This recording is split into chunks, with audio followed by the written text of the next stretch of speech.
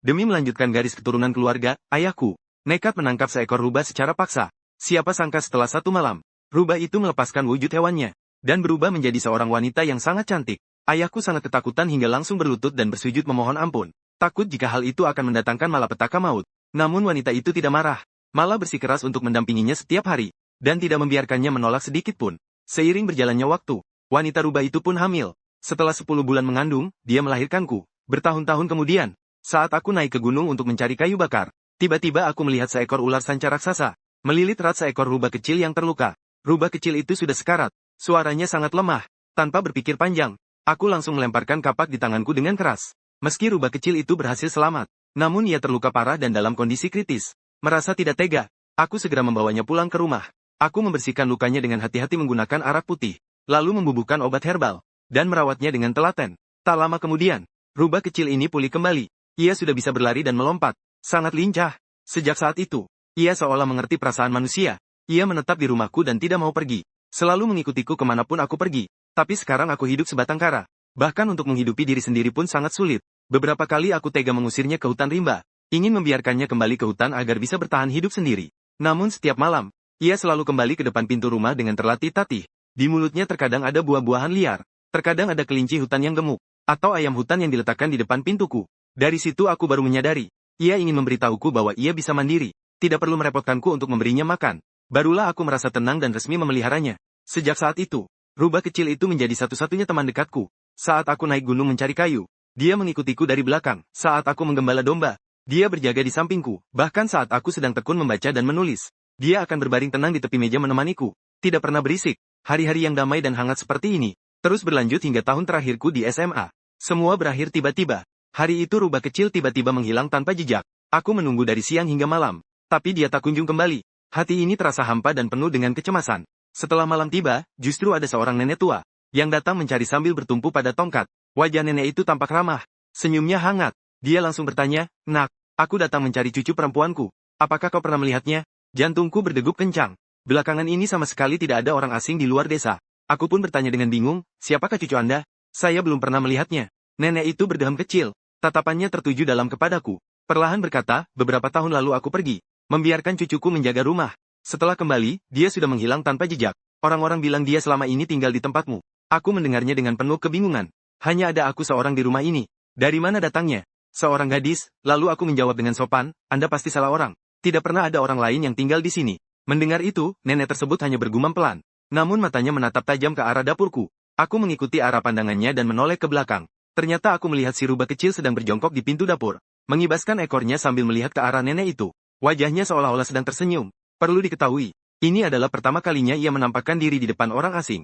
Nenek itu melihat sejenak lalu tersenyum, lalu berbalik pergi tanpa mengucapkan sepatah kata pun. Malam itu, rubah kecil seperti biasanya, berbaring tidur dengan tenang di samping perutku. Namun keesokan harinya saat aku terbangun, dia sudah tidak ada lagi di sisiku. Hanya ada sebuah penutup dada, dudu, dari brokat merah di atas meja. Di dalamnya terbungkus segumpal rambut hitam panjang, yang di bagian tengahnya dililit rapi dengan kertas merah.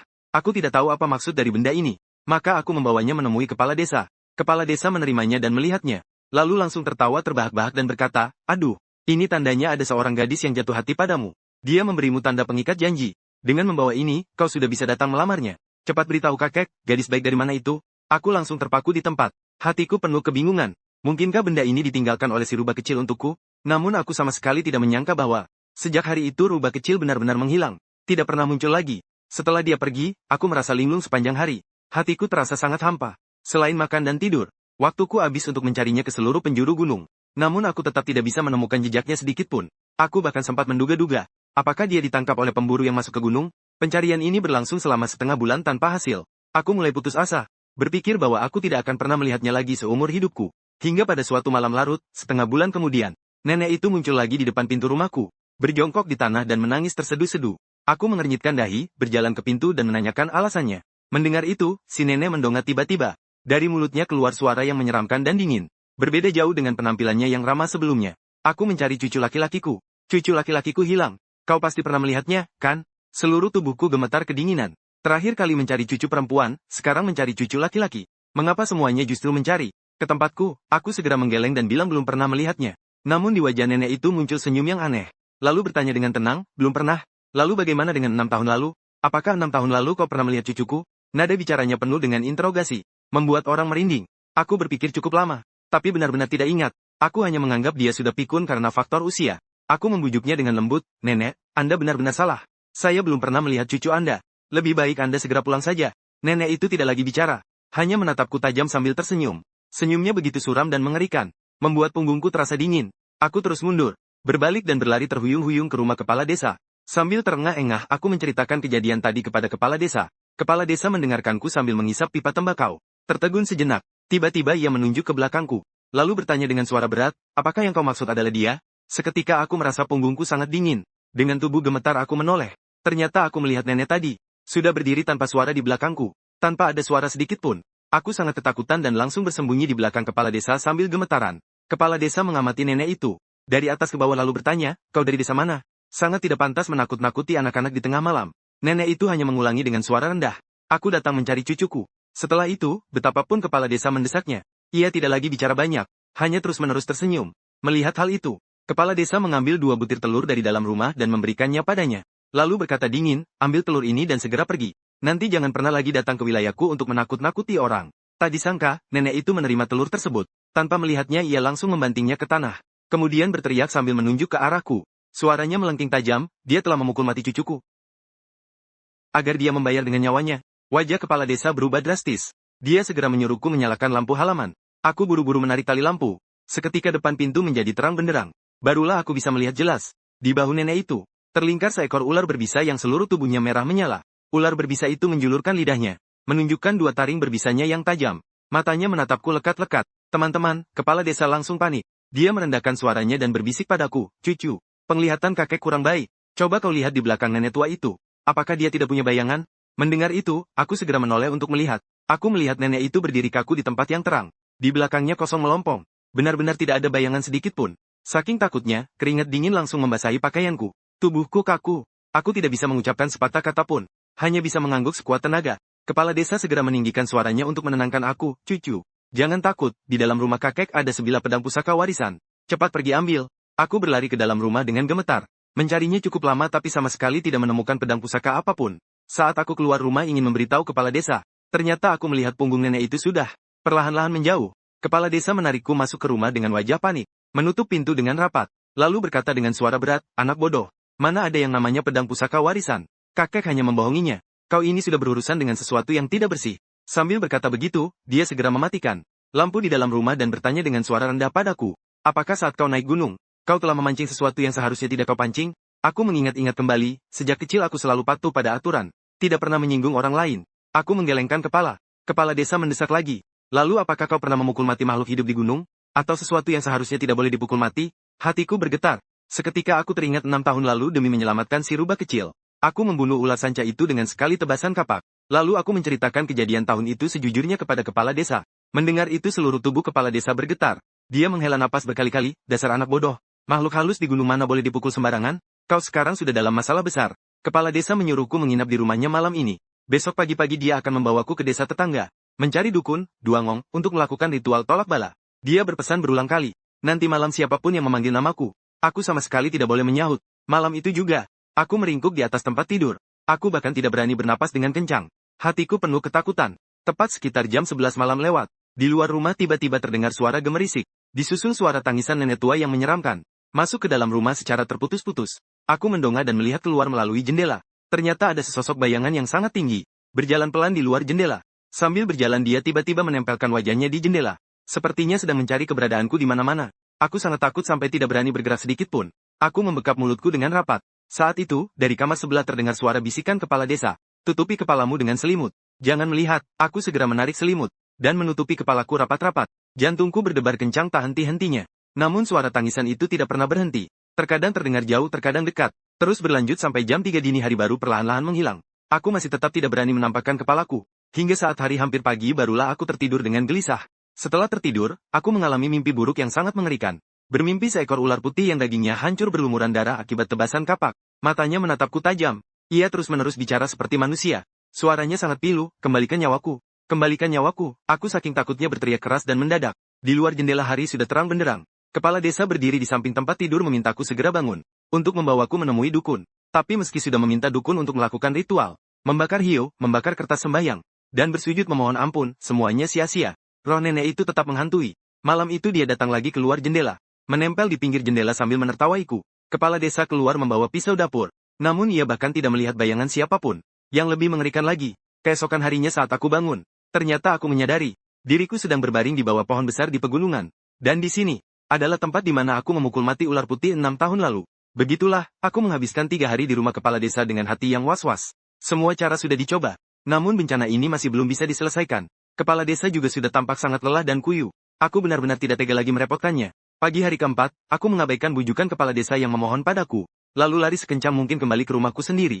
Tapi begitu aku tiba di depan pintu rumah, kepala desa sudah mengejarku sambil terengah-engah. Di tangannya dia membawa sekop besi. Sambil menatapku dia berkata dengan nada berat, "Anak bodoh, bagaimana mungkin kakek tega membiarkanmu pergi menjemput ajal sendirian? Hari ini apapun yang terjadi, kakek harus membantumu membereskan masalah ini." Sambil berkata begitu, kepala desa menatapku dengan tatapan yang rumit, dan perlahan berkata, "Sampai di titik ini, kakek tidak akan menyembunyikannya lagi darimu. Nyawamu sedang diincar oleh keluarga Liu, ular. Jika ingin tetap hidup hanya tersisa satu cara saja." Aku mendengarnya dengan penuh kebingungan. Lalu bertanya, "Keluarga Liu, keluarga Hu? Di desa kita ini sama sekali tidak ada kedua nama keluarga tersebut. Kakek, apa Anda tidak salah orang?" Kepala desa menggelengkan kepala. Raut wajahnya sangat serius. Menjelaskan, di gunung ini ada 5 keluarga dewa besar, yaitu Hu, Huang, Bai, Liu, dan Hui. Ular yang kau pukul mati tahun itu, beserta nenek tua yang mencarimu sekarang, semuanya adalah orang-orang dari keluarga Liu, yakni dewa ular. Sedangkan rubah kecil yang kau selamatkan tahun itu, kemungkinan besar adalah anggota dari keluarga Hu, yakni dewa rubah. Kau membunuh anggota keluarga Liu untuk menyelamatkan anggota keluarga Hu. Ini adalah dendam yang membelit. Sekarang satu-satunya cara adalah memohon pada keluarga Hu untuk turun tangan, membantu kita guna menyelesaikan petaka maut ini. Aku saking takutnya seluruh tubuhku gemetar, lalu bertanya pada kepala desa apakah ada cara yang lain. Kepala desa menghela napas, manusia dan makhluk halus memang menempuh jalan yang berbeda. Kakek awalnya tidak ingin membiarkanmu mengambil jalan ini, tapi sekarang kita sudah tidak punya jalan keluar lagi. Sambil bicara begitu, kepala desa menatapku. Apakah penutup dada merah yang ada di pelukanmu itu masih ada? Aku, dengan gemetar merogoh penutup dada merah itu dari balik bajuku. Selama bertahun-tahun ini aku selalu membawanya kemana-mana. Takut jika satu-satunya kenang-kenangan ini hilang. Kepala desa menghela napas lega, untung saja tidak hilang. Ini adalah tanda pengenal dari gadis keluarga Hu. Dengan membawanya baru kita punya kesempatan mencari keluarga Hu untuk meminta tolong. Begitu suaranya hilang, di halaman tiba-tiba terdengar suara gemerisik yang rapat. Suara itu membuat kulit kepala terasa merinding. Wajah kepala desa berubah drastis. Dia langsung menyambar pisau dapur di sampingnya. Saat kita baru sampai di ruang tamu, kita melihat nenek itu sedang berdiri dengan menyeramkan di depan pintu halaman. Pikiranku berdengung kencang. Kedua kakiku lemas karena ketakutan. Air mata hampir saja tumpah dari pelupuk mataku. Secara naluriah aku ingin mundur. Kepala desa dengan paksa menyeretku kembali, lalu menggunakan meja untuk menyangga pintu rumah dengan kuat. Sambil menoleh dia berteriak padaku, "Cucu, dengar. Hanya dengan meminta keluarga Hu turun tangan, kau baru bisa tetap hidup, dan seluruh desa kita bisa selamat." Kepala desa menunjuk ke jendela belakang, "Lompatlah dari jendela belakang. Bawa benda pengikat janji itu dan larilah ke kuburan massal di Gunung Selatan. Apapun suara yang kau dengar di tengah jalan, jangan pernah sekali-kali menoleh ke belakang." Pada saat itu, pintu depan sudah digedor-gedor kencang oleh sekawanan ular di luar hingga terdengar bunyi brak, brak, yang keras. Beberapa ular kecil menyelinap masuk melalui celah pintu, menjelajah kemana-mana. Kepala desa menggertakkan giginya, menggunakan tubuhnya yang renta untuk menahan daun pintu sekuat tenaga, agar gerombolan ular tidak bisa masuk. Melihat kepala desa yang rela berkorban melindungiku, air mataku mengalir deras. Aku mendekap erat penutup dada merah itu di balik baju, menendang jendela belakang, dan menerjang ke dalam kegelapan malam yang pekat. Berlari sekuat tenaga. Belum lama berlari, di belakangku terdengar suara gemerisik yang sangat rapat. Ular berbisa yang berwarna merah itu ternyata mengejarku. Kecepatannya sangat luar biasa. Hampir saja ia menggigit tumit kakiku. Hatiku terasa dingin. Kakiku tergelincir dan aku jatuh tersungkur di tanah dengan keras. Tepat di saat kritis yang menentukan hidup dan mati itu, dari balik semak-semak di sampingku, mendadak melompat sesosok bayangan putih, mengeluarkan suara pekikan rubah yang sangat akrab. Aku melihatnya dengan jelas. Ternyata itu adalah si rubah kecil yang sudah lama menghilang. Dia sekarang memiliki 2 ekor. Tatapan matanya sangat tajam. Ia menerjang ke arah ular berbisa merah itu tanpa ada rasa takut sedikit pun, dan mulai bertarung sengit dengannya. Aku segera mengambil kapak kayu di dekatku, berniat maju untuk membantunya. Namun si rubah kecil dengan sekali gigit mencengkeram ekor ular berbisa itu, lalu secepat kilat melesat masuk ke dalam kedalaman hutan yang gelap, dan dalam sekejap menghilang tanpa jejak. Aku tidak punya banyak waktu untuk membuang waktu. Kepala desa masih dalam kondisi bahaya. Aku menarik napas dalam-dalam, menggertakkan gigi dan melanjutkan lari kencang menuju Gunung Selatan. Aku belum pernah berlari secepat ini seumur hidupku. Angin bersiul kencang di telingaku. Di belakangku seolah-olah aku merasa ada sesuatu yang licin dan dingin, mengejar tepat di belakang tumitku. Aku ingat benar pesan kepala desa agar tidak menoleh. Aku hanya bisa mengandalkan cahaya bulan yang redup untuk terus berlari kencang ke depan. Gunung Selatan adalah tempat terlarang di desa. Biasanya tidak ada seorang pun yang berani ke sana. Semakin jauh mendaki, jalanan gunung semakin gersang. Di sekeliling dipenuhi tumpukan batu liar, serta banyak makam tanpa nama yang tampak suram dan menakutkan. Tengah berlari, tiba-tiba terdengar suara kepala desa dari belakang. Nadanya sangat cemas, "Cucu, pelankan larimu, tunggulah kakek." Langkahku terhenti sejenak. Hatiku terasa sangat lega. Berpikir bahwa kepala desa berhasil meloloskan diri. Baru saja ingin menoleh. Seketika pikiran tentang pesan kepala desa melintas. "Apapun yang kau dengar, jangan pernah menoleh ke belakang." Suara itu semakin dekat saja. Bahkan ada embusan napas yang sangat dingin. Bertiup ke tengkuk leherku. Suara panggilannya terdengar terus-menerus, "Cucu, menolehlah dan lihatlah kakek." Aku saking takutnya berlari gila-gilaan mendaki ke atas gunung. Sampai aku berlari masuk ke sebuah area kuburan massal yang angker. Tiba-tiba dari depan terdengar suara orang menyisir rambut yang aneh. Dengan bantuan cahaya bulan, aku melihat di atas sebuah gundukan makam di depan. Duduk sesosok bayangan putih yang membelakangiku. Aku akan menghantuinya seumur hidup. Di tangannya ia memegang sebuah sisir kayu usang. Ia menyisir rambut hitamnya yang sangat panjang hingga menjuntai ke tanah perlahan-lahan. "Abang, lihatlah apakah rambutku ini cantik." Seluruh tubuhku kaku. Dengan ngeri aku menyadari bahwa ia sama sekali tidak membelakangiku, melainkan sedang menghadap tepat ke arahku. Rambut panjangnya menutupi seluruh wajahnya. Detik berikutnya, dia tiba-tiba menyibakkan rambut hitamnya yang lebat itu ke samping, menunjukkan wajah yang sangat pucat pasi tanpa ada sedikit pun warna darah. Aku saking takutnya kedua kakiku langsung lemas. Langsung jatuh terduduk di tanah. Penutup dada merah serta gumpalan rambut hitam di dalam pelukanku pun ikut menggelinding jatuh ke tanah. Melihat hal itu hantu wanita tersebut mengeluarkan suara jeritan yang melengking. Ia menerjang ke arahku sambil mencakar-cakar udara. Pada saat yang sama, dari semak-semak di belakang juga melesat keluar ular berbisa merah itu. Membuka taring berbisanya dan langsung mengincar tenggorokanku. Di depan ada hantu jahat yang mengincar nyawa. Di belakang ada ular berbisa yang menunggu. Di tanganku hanya ada sebilah kapak kayu untuk membela diri. Sama sekali tidak berdaya untuk melawan. Tiba-tiba penutup dada merah yang jatuh di tanah itu memancarkan seberkas cahaya merah yang sangat menyilaukan. Gumpalan rambut hitam itu terbakar secara alami meski tanpa angin, berubah menjadi asap biru yang membumbung lurus ke angkasa. Waktu seolah-olah membeku di detik ini juga. Hantu wanita yang sedang melompat di udara tadi sepertinya telah menabrak dinding tak kasat mata dengan sangat keras. Ia mengeluarkan jeritan yang sangat memilukan. Dari mulutnya keluar seruan kaget, api murni keluar gahu. Dia seperti telah melihat musuh alaminya yang paling ditakuti. Seketika berubah menjadi segumpal asap hitam, dan lari tunggang langgang masuk kembali ke dalam gundukan makam lalu menghilang. Sedangkan ular berbisa merah yang ganas tadi, pada saat ini seluruh tubuhnya seperti mengalami kram hebat. Dengan bunyi, plak, ia jatuh ke tanah, lalu menyembunyikan kepalanya dalam-dalam di tanah.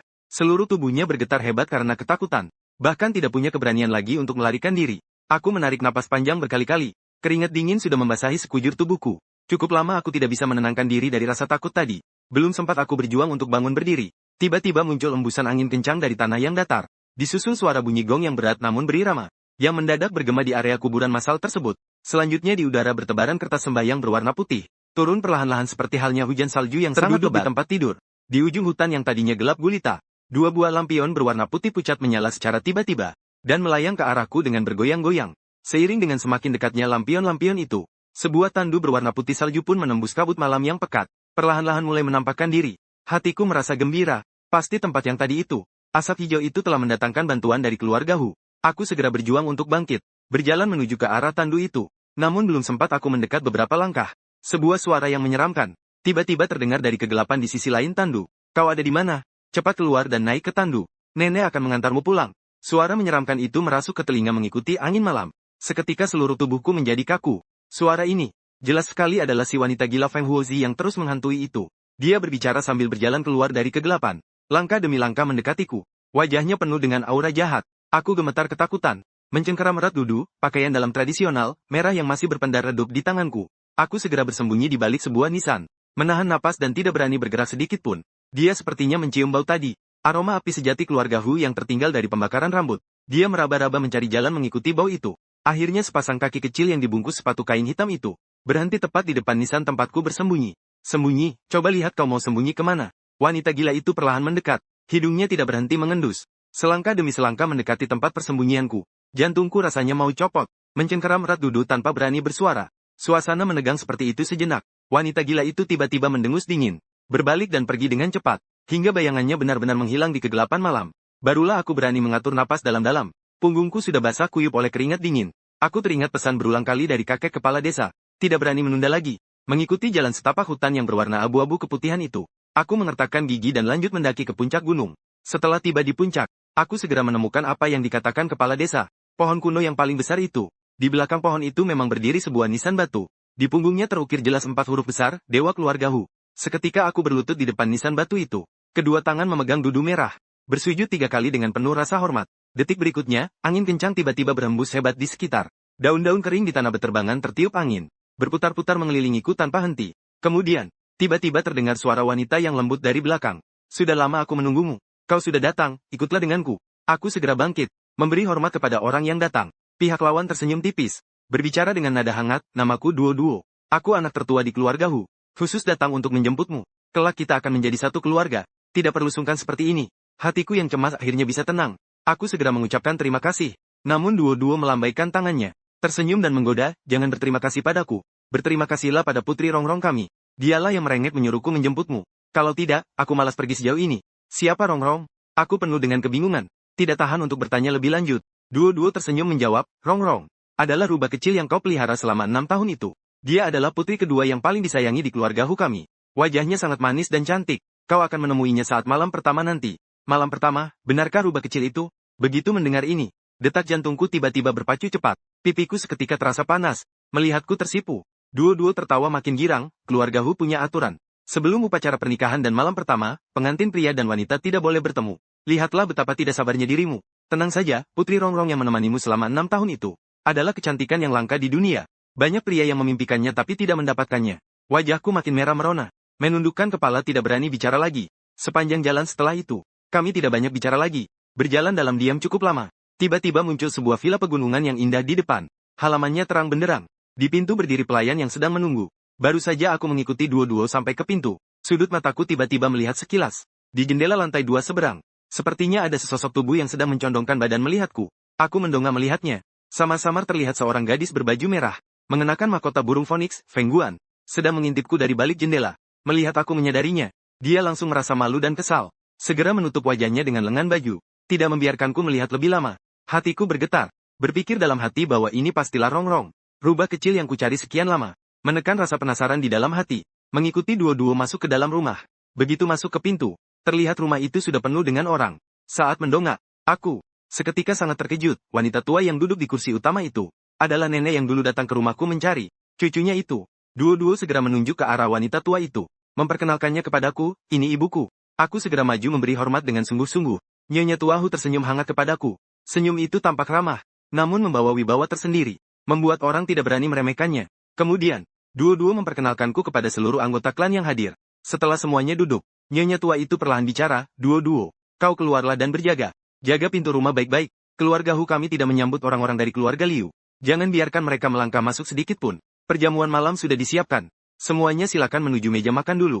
Setelah di dalam rumah hanya tersisa aku dan Nyonya Tua Hu. Wajahnya sedikit berubah menjadi serius. Dengan suara berat dia berkata padaku, anakku, semua yang kau alami, aku sudah mengetahuinya. Dendammu dengan keluarga Liu. Semuanya bermula karena kau menyelamatkan Rongrongku. Tapi sebelum kau dan Rongrong resmi menikah, keluarga Liu bisa kapan saja mengacau, merusak pernikahan ini. Kau telah menyelamatkan Rongrong. Sudah semestinya keluarga Huku melindungimu dengan sekuat tenaga. Namun aturan kaum dewa tidak bisa dilanggar. Bencana sebelum upacara pernikahan harus kau lalui sendiri. Apa kau mengerti? Kedua kakiku masih gemetar tidak karuan. Namun aku tetap memberanikan diri mengangguk. Suaraku mantap, aku mengerti. Asalkan bisa menyelamatkan kakek kepala desa dan melindungi desa, aku akan mempertaruhkan segalanya. Mendengar itu, Nyonya Tua Hu, aura di sekitarnya sedikit bergetar. Dia menghela napas lega dengan penuh pujian, punya tanggung jawab. Orang yang berjodoh dengan keluarga Hu memang luar biasa. Setelah mengatakan itu, Nyonya Tua Hu memanggil pelayan untuk memakaikanku jubah merah pengantin pria, memakai topi pesta. Setelah rapi, aku pun naik ke tandu merah jemputan. Baru saja tandu sampai di mulut gang, tiba-tiba terdengar sebuah pertanyaan yang aneh. Apa kalian sedang mengadakan pesta pernikahan? Tandu itu seketika berhenti. Aku ketakutan sampai merinding. Segera menyibak tirai tandu dan melihat keluar, lancang. Beraninya kau berbuat onar di wilayah keluarga Hu. Duo-Duo membentak dengan marah. Begitu ucapannya selesai, seekor ular berbisa merah menyala entah dari mana muncul, melesat masuk ke dalam tandu, menggigit pergelangan tanganku dengan sekali patukan. Rasa sakit yang luar biasa datang. Aku tidak bisa menahan teriakan kesakitan. Di bawah rasa sakit itu, kesadaranku berangsur-angsur mulai memudar. Seluruh tubuh terasa lemas. Dalam keremangan aku hanya ingat dipapa oleh pelayan keluarga Hu. Masuk ke dalam aula besar. Setelah aku sadar kembali, aku sudah berada di dalam sebuah kamar. Melihat sekeliling, di dalam kamar tertempel tulisan, Suangsi, kebahagiaan ganda, merah di mana-mana. Suasana pesta terasa sangat kental. Di atas ranjang duduk dengan tegak seorang pengantin wanita. Kepalanya tertutup cadar merah lebar. Jelas sekali ini adalah kamar pengantin. Aku teringat gigitan ular tadi.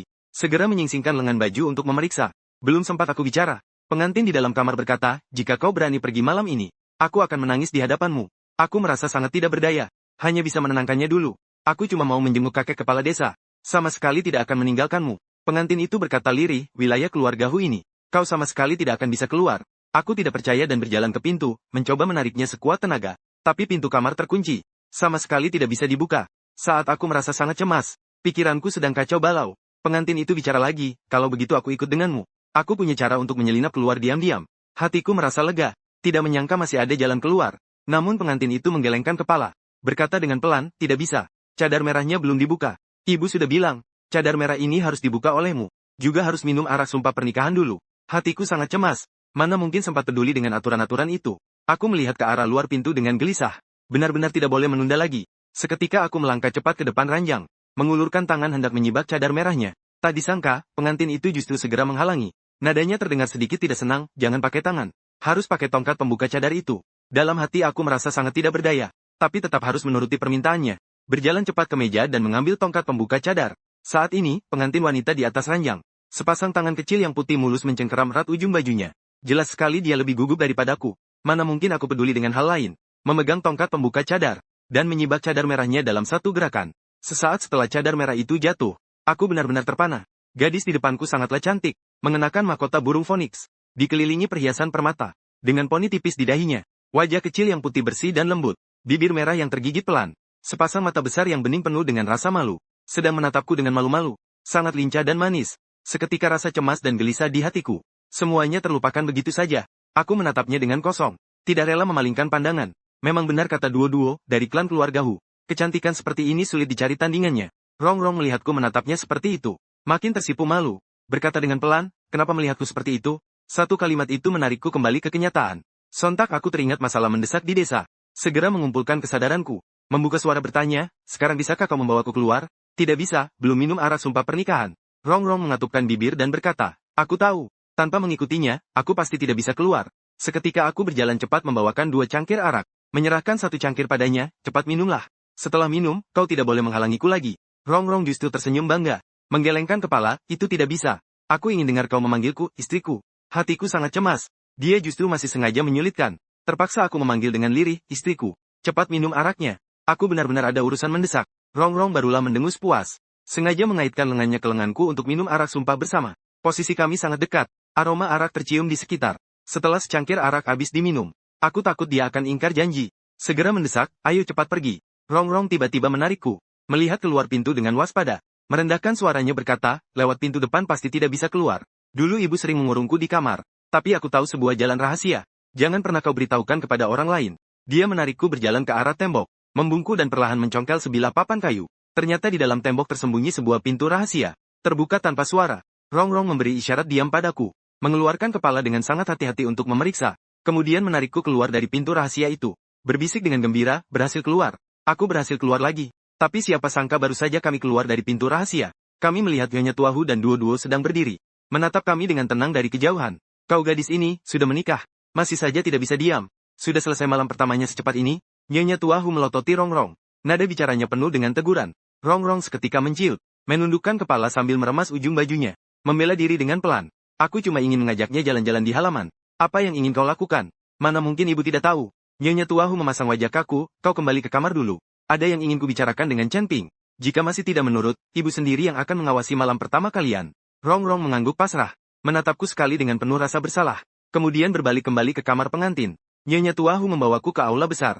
Menatapku selama beberapa detik. Berkata dengan suara berat, aku tahu kau mengkhawatirkan kepala desa. Tenang saja, karena kau sudah masuk ke keluarga Hu. Menjadi menantu keluarga Huku.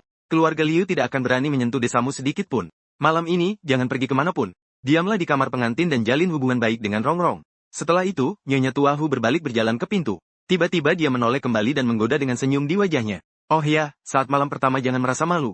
Gadis Rongrong ini, sifatnya agak keras. Sudah saatnya membiarkan dia merasakan bagaimana rasanya menjadi seorang istri. Kata-kata ini membuat pipiku terasa panas membara.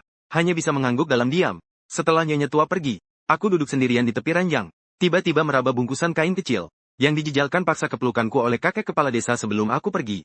Aku perlahan membuka bungkusan kain itu. Di dalamnya ada sebuah buku tabungan, sebuah buku kuno tanpa nama yang sudah usang, dan selembar kertas surat yang sudah kumal. Surat itu ditulis oleh kakek kepala desa. Tulisannya miring dan tidak rapi, penuh dengan jejak waktu. Cucu kesayanganku, saat kau melihat surat ini, mungkin kakek sudah tidak ada lagi. Ingatlah kata-kata kakek. Pertama, berhati-hatilah dalam segala hal. Lindungi dirimu baik-baik. Kedua, di dalam tabungan ini, adalah uang pemakaman puluhan ribu yang kakek kumpulkan seumur hidup. Simpanlah untuk biaya kuliahmu nanti. Masalah sesulit apapun yang kau hadapi, kau harus terus hidup dengan baik. Setelah membaca surat itu, air mataku tidak bisa berhenti mengalir. Kakek kepala desa demi menyelamatkanku sekarang tidak jelas nasibnya. Tapi aku justru terjebak di sini. Tidak berdaya sama sekali. Penuh dengan rasa bimbang. Tidak tahu harus percaya kepada siapa. Aku mengusap air mataku sembarangan. Saat mendonga baru tersadar. Entah sejak kapan Rongrong sudah mencondongkan badan di tepi meja. Menatapku dengan tenang. Melihat mataku yang merah. Dan wajahku yang tampak putus asa. Dia segera berlari menghampiri. Bertanya terus-menerus apa yang dikatakan Nyonya Tuahu. Hatiku penuh dengan kesedihan. Sama sekali tidak punya niat untuk menanggapi. Duduk terkulai di ranjang seolah jiwaku telah pergi. Tidak menghiraukan kata-katanya. Melihatku seperti ini. Rongrong seketika menggembungkan pipinya. Duduk di kursi sambil melototiku dan tidak bicara lagi. Seluruh tubuhku terasa lelah. Rasa kantuk datang menyerang berkali-kali. Aku merebahkan diri di ranjang dan bersiap untuk tidur. Tetapi baru saja memejamkan mata. Rongrong tiba-tiba berlari dengan marah. Menarik telingaku dan menyeretku turun dari ranjang.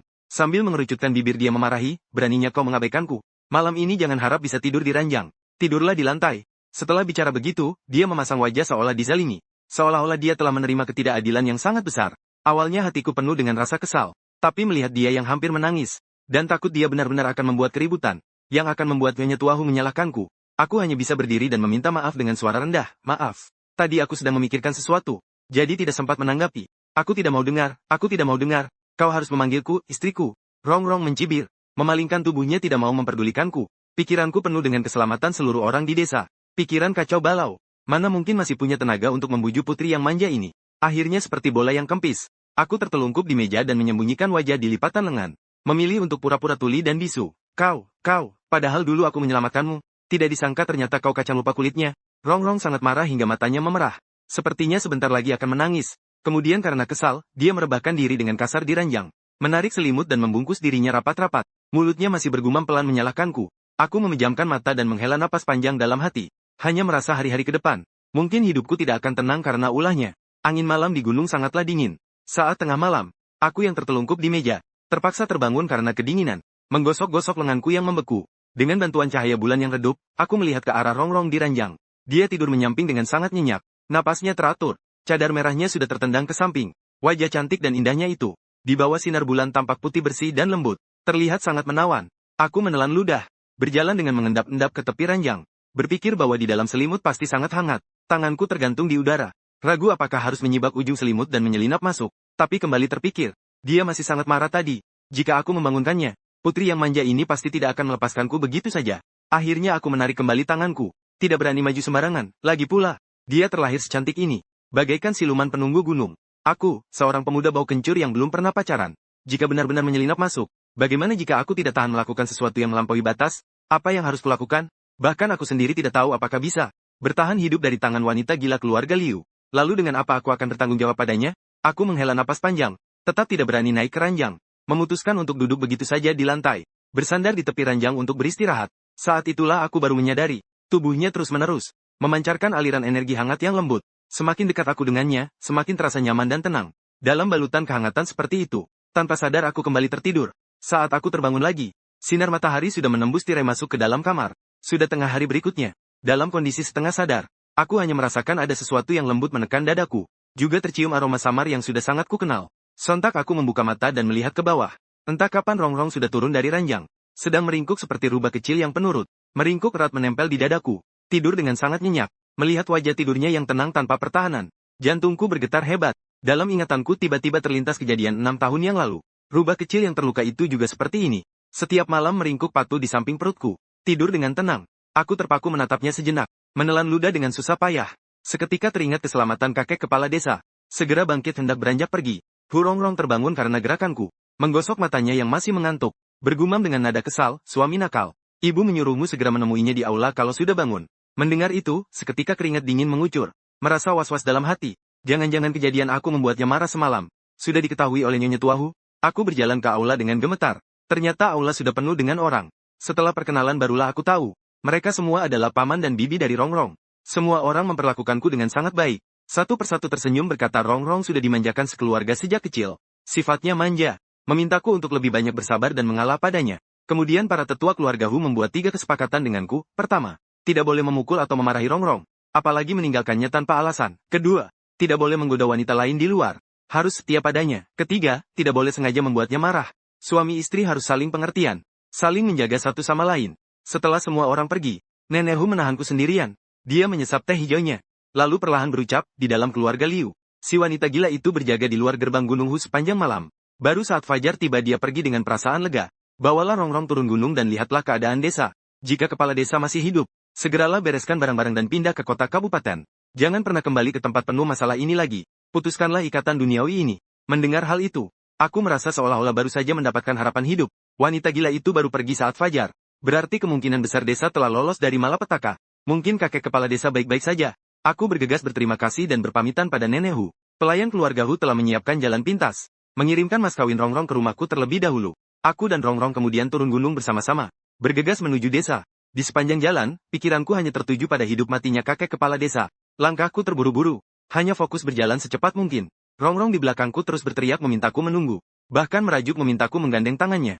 Aku sangat cemas dan sama sekali tidak ada keinginan untuk bercanda dengannya. Aku hanya ingin segera kembali ke desa. Namun tak lama setelah turun gunung, kabut putih tebal tiba-tiba muncul di hutan depan. Sesaat kemudian, sebuah bayangan hitam bungkuk yang memegang tongkat, perlahan keluar dari balik kabut putih. Jantungku berdegup kencang karena terkejut. Yang datang adalah wanita gila dari keluarga Liu itu. Aku begitu ketakutan hingga ingin berbalik untuk lari. Namun tanpa diduga, Rongrong sudah mengejar dengan cepat. Menarik lenganku dengan kuat. Dia memejamkan mata dan bermanja-manja dengan wajah puas. Aku tahu kau tidak akan meninggalkanku. Aku melihat si wanita gila yang semakin mendekat. Dengan panik aku menepuk tangannya. Berbisik pelan, bisakah kau serius sedikit? Musuh sudah ada di depan mata kita. Aku tidak peduli, lagi pula dia tidak berani mengganggu kita. Rongrong sama sekali tidak peduli. Dia tetap memejamkan mata, memeluk lenganku dan terus menggoyang-goyangkannya. Wanita gila yang bungkuk itu, menatapku tajam dengan tatapan mata yang ganas. Dia melirik Rongrong di sampingku. Sudut mulutnya membentuk senyuman licik yang menyeramkan. Dia berkata dengan suara dingin, kau benar-benar menikahi istri yang baik. Tapi apakah kau benar-benar berpikir bahwa setelah masuk ke keluarga Hu, aku tidak akan berani menyentuhmu lagi? Mendengar itu, Rongrong tiba-tiba menoleh dan mendorongku menjauh. Aku hanya merasa pandanganku kabur. Angin amis yang sangat kuat menerjang wajahku. Seketika itu juga aku kehilangan kesadaran. Entah sudah berapa lama berlalu. Aku terbangun karena rasa dingin yang menusuk tulang. Aku bersusah payah untuk bangun. Memijat kepalaku yang pusing dan terasa bengkak. Detik berikutnya, seluruh tubuhku membeku. Rongrong yang tadi masih lincah, kini tergeletak di semak-semak tak jauh dari situ. Tidak bergerak sama sekali. Aku segera berlari menghampiri dan memapahnya pelan. Aku merasa suhu tubuhnya sangat panas. Benar-benar tidak wajar. Rongrong, Rongrong. Aku menepuk-nepuk pipinya dengan lembut. Dia perlahan membuka kedua matanya. Pupil matanya telah berubah menjadi garis tipis yang tegak. Penampilannya sangat menakutkan, panas, sangat panas. Dia menggeliat tanpa sadar. Tangannya mencengkeram kera bajuku dengan kuat. Seperti seekor ular, dia terus berusaha masuk ke dalam pelukanku. Pipinya yang panas terus bergesekan di leherku. Napasnya pendek dan membara. Aku bergegas menahan tangannya yang liar. Tapi dia membuka mulut dan hendak menggigit leherku. Jelas sekali dia ingin mengisap energi kehidupanku. Aku mendorong kepalanya menjauh sekuat tenaga. Bertanya dengan suara keras apa yang sebenarnya terjadi padanya. Rongrong tampaknya kembali sedikit sadar.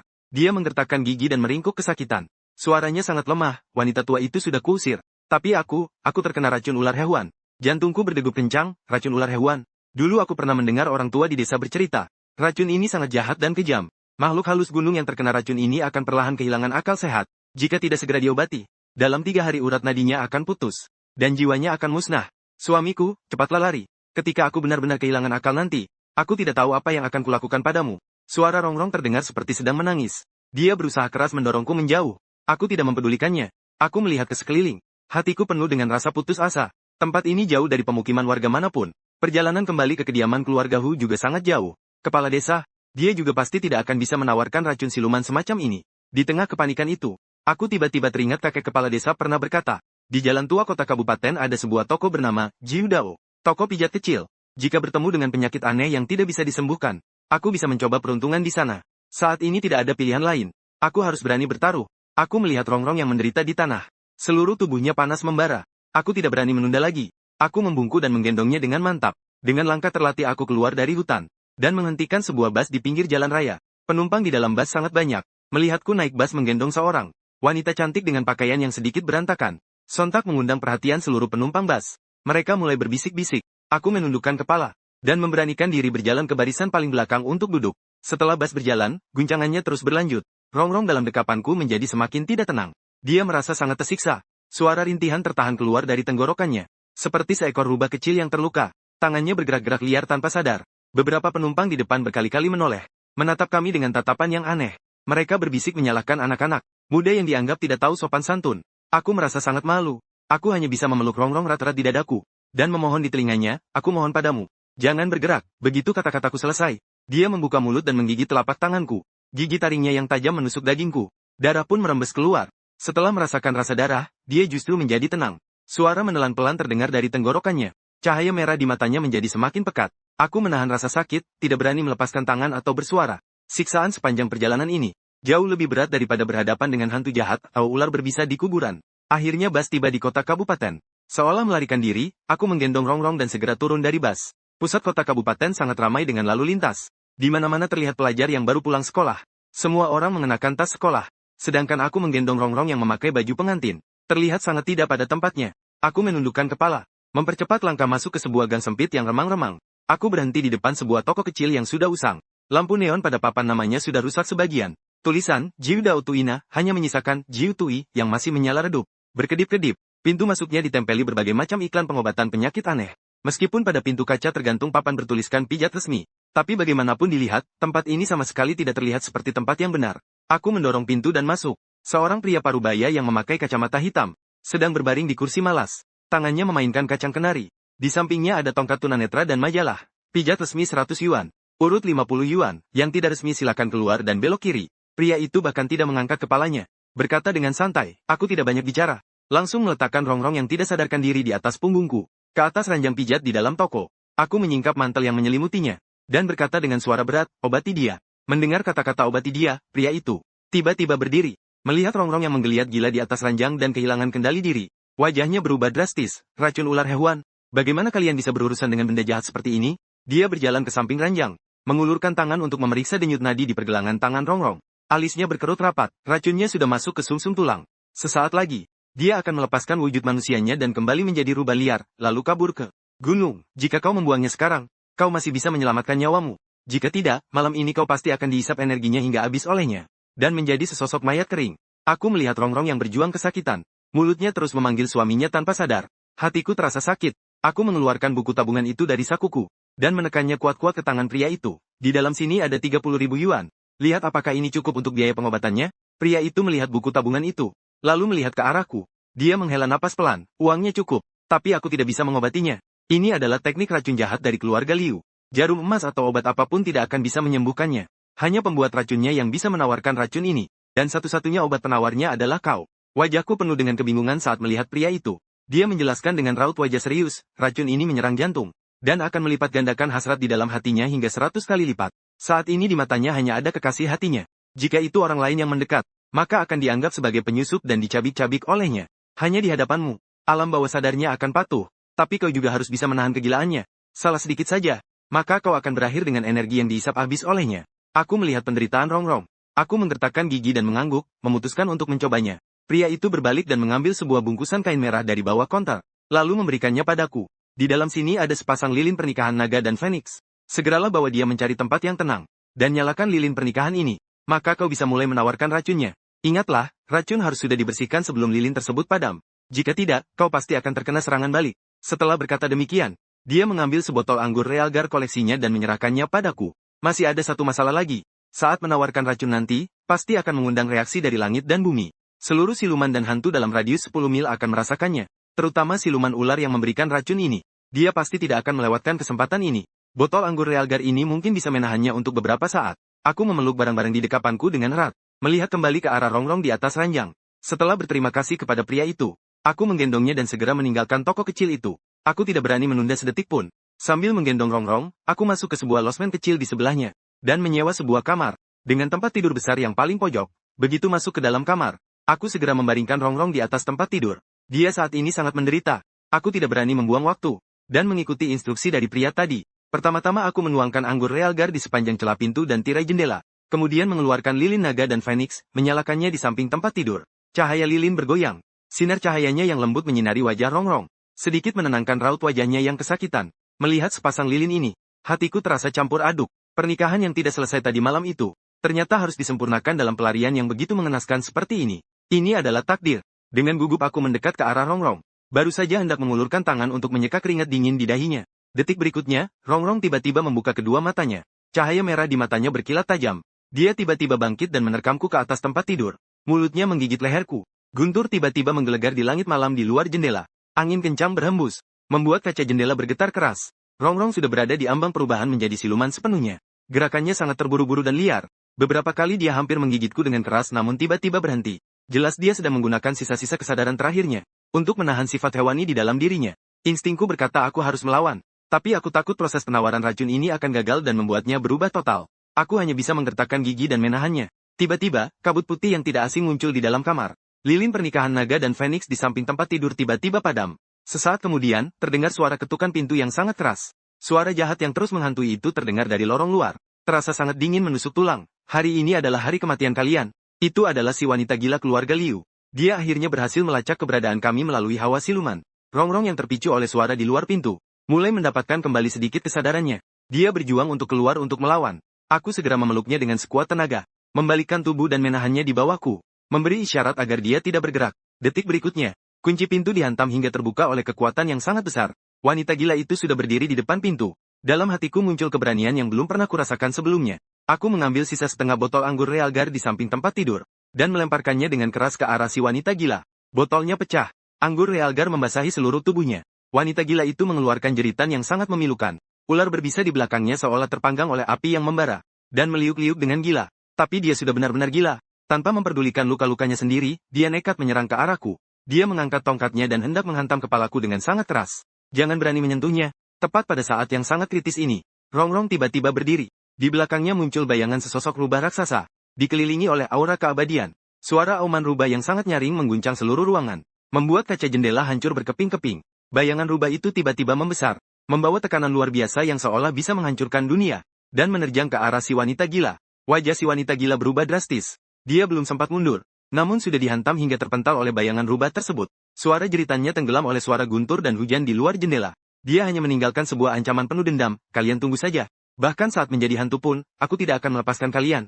Akhirnya kondisi di dalam kamar kembali tenang. Sepasang lilin naga dan Phoenix itu juga kembali menyala. Aura keabadian di sekitar tubuh Rongrong perlahan menghilang, karena telah menghabiskan seluruh tenaganya. Dia terkulai lemas di atas tempat tidur. Cahaya merah di matanya memudar, hanya menyisakan tatapan mata sayu yang penuh kelembutan. Dia memanggilku pelan, istriku. Suaranya begitu lembut, membuat hatiku bergetar. Aku tahu racun ular hewan ini belum sepenuhnya hilang. Sedangkan api lilin pernikahan hanya tersisa setengah saja. Aku menatap Rongrong di hadapanku. Tanpa ragu lagi, aku mengulurkan tangan dan mematikan lampu di samping tempat tidur. Saat terbangun kembali, hari sudah pagi di hari ketiga. Sinar matahari masuk melalui celah tirai jendela dan menyinari tempat tidur. Aku menggerakkan lenganku yang terasa pegal, dan mendapati dekapanku sudah kosong. Hatiku menjadi panik. Aku tiba-tiba bangkit dan duduk. Sudah bangun, Rongrong ternyata sedang duduk di kursi dekat jendela. Di tangannya memegang buku pemberian. Kakek kepala desa, buku kuno yang sudah usang itu. Dia menoleh ke arahku sambil memiringkan kepalanya. Dia memanggil namaku. Dia sudah berganti pakaian sederhana yang biasa, dengan rambut yang diikat tinggi ke belakang. Wajahnya terlihat sangat bersih, tampak seperti gadis tetangga pada umumnya. Sama sekali tidak terlihat seperti peri rubah. Apakah racunmu sudah hilang? Tanyaku dengan segera. Rongrong menghampiriku dengan riang, lalu mencium pipiku dengan lembut. Matanya menyipit karena tersenyum riang. Sudah lama hilang. Bahkan ini membawa berkah di balik musibah. Kekuatan silumanku sudah meningkat pesat sekarang. Aku menghela napas lega, dan memegang tangannya erat-erat sambil menanyakan keberadaan si wanita gila. Suara Rongrong terdengar santai. Kemarin dia menderita luka berat karena serangan balik dari kekuatanku, dan melarikan diri kembali ke keluarga Liu untuk mengobati luka-lukanya. Jangan khawatir, saat aku kembali ke kediaman Hu nanti untuk melapor pada nenek, kami pasti akan menghitung tuntas semua hutang dengan keluarga Liu ini. Mendengar hal tersebut, beban di hatiku akhirnya benar-benar terangkat. Aku mengulurkan tangan dan memeluknya erat-erat dalam dekapanku. Suhu tubuhnya yang terasa nyata membuatku yakin bahwa kami pada akhirnya berhasil selamat. Setelah berkemas sederhana, kami bersama-sama kembali ke desa. Tepat saat sampai di depan desa, terlihat kakek kepala desa sedang berdiri memegang tongkatnya. Ia sedang menunggu dengan cemas, melihat kami kembali dengan selamat. Beliau menangis terseduh-seduh karena sangat terharu. Ternyata setelah wanita gila itu kabur dengan luka parah hari itu, kawanan ular yang mengepung desa juga sudah bubar semua. Dan yang lebih ajaib lagi adalah, warga desa yang terkena racun ular ringan. Dalam waktu semalam semuanya telah sembuh total. Kepala desa memegang tanganku, dan melihat ke arah Rongrong di sampingku. Dia berkata dengan penuh makna, keluarga Chen kita ini berhutang budi sangat besar kepada keluarga Hu sejak nenek moyang kita. Kini kau menikah masuk ke keluarga Hu dan menjadi suami istri dengan Rongrong. Ini juga bisa dibilang telah menyelesaikan karma yang sudah berlangsung ratusan tahun ini. Setelah mengatakannya, kepala desa menumpuk tanganku dan tangan Rongrong menjadi satu dengan erat. Dia berpesan dengan nada bicara yang tulus, cucuku. Dulu kakek selalu takut kau akan hidup menderita sendirian seumur hidupmu. Kini semuanya sudah baik. Dengan adanya Rongrong yang menemanimu di sisimu. Biarpun suatu saat nanti kakek meninggal, kakek sudah merasa tenang. Aku memegang tangan Rongrong dengan sangat erat. Merasakan kehangatan dari telapak tangannya. Rongrong juga membalas menggenggam tanganku. Ia menyandarkan kepalanya ke bahuku dengan lembut. Lalu dia berbisik pelan di telingaku, mulai sekarang ada aku di sini. Tidak akan ada orang yang bisa mengganggumu lagi.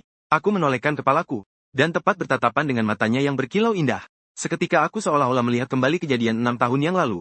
Ketika seekor rubah putih kecil yang sangat cantik, sedang berbaring dengan tenang di atas lututku. Dan menemaniku melewati masa-masa hidup yang penuh kesepian itu. Angin gunung berhembus pelan, menerbangkan beberapa helai daun yang gugur. Aku tersenyum kecil, dan sambil menggandeng tangan Rongrong, kami melangkah lebar menuju ke arah rumah kami. Pintu kamar tertutup rapat kembali oleh kekuatan yang tidak terlihat. Sisa hidupku ke depannya, dengan ditemani olehnya, barulah bisa disebut sebagai kehidupan duniawi yang sempurna.